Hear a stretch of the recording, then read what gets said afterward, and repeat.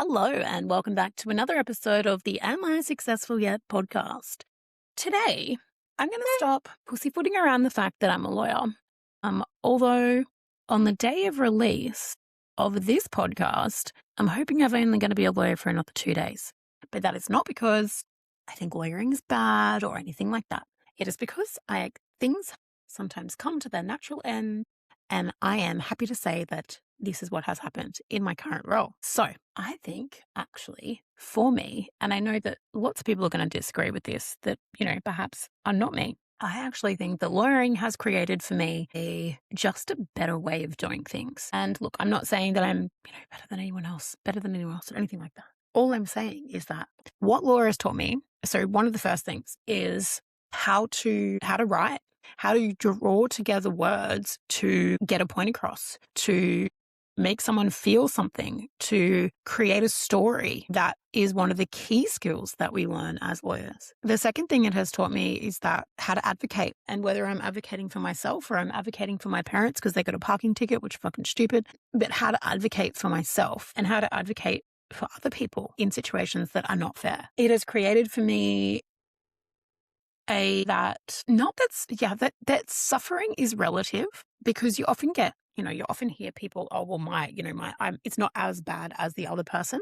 But I think that based on your circumstances and the way in which what you're dealing with and what is going on in your life, it is really, it is important to understand that, that suffering is relative, because your greatest joy could be someone's greatest failure. And I think just being open to the idea that just because maybe someone has it worse, that's fine, but you don't have to water down what is going on in your life because someone has it worse off. The other thing that, has been one of the greatest joys or greatest learnings for me is that you can either be someone's solution or someone's problem. And I think that obviously, being in law land, people generally come to lawyers when they have problems. It's not usually a happy exercise.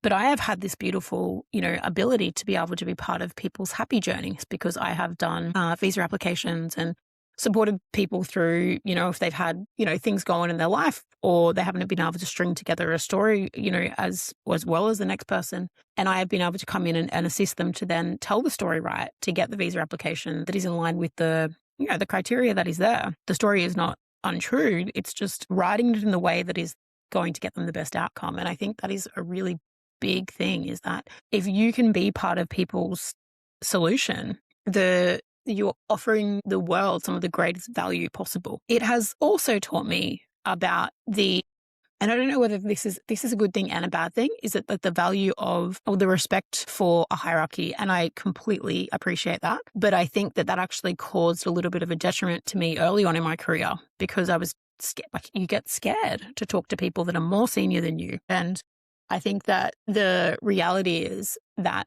they're all just human. So I think that I had to be in the roles that I was in and have the conversations that I had and learn from the people that I learned from, and learned how I didn't want to show up from some of the people that I didn't appreciate the way that they showed up in my world. You come to the realization that we're all just human, and it doesn't matter what your, what does my granddad used to say, your name, rank, and serial number.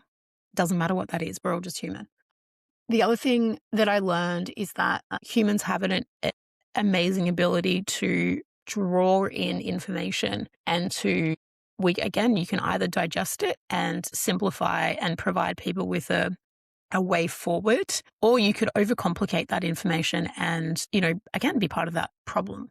So the skill of being able to simplify information in a way that is easy and digestible is a skill. And that is definitely something that it has taught me. I also believe that it has taught me authenticity. And I say authenticity in the sense that I think I had to be in a situation where I didn't feel like I fitted in until I was happy to stand out, and I was happy to be me, and I was happy to, have a podcast and wear sparkly things and do things differently and talk about new law and all of these things. So I think it drove me to that. It also taught me how to communicate.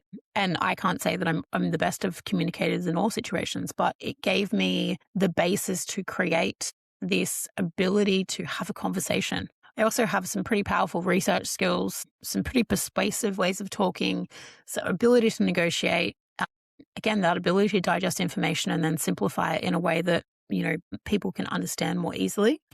I think it also highlighted my creative side, which was really cool because I think you'll often find that people that are in, high level, but like complex professions where your brain needs to do a lot of work all the time, that there's often a creative side that isn't getting served. And so without knowing it, I think I was able to tap into my creative side as a bit of an outlet.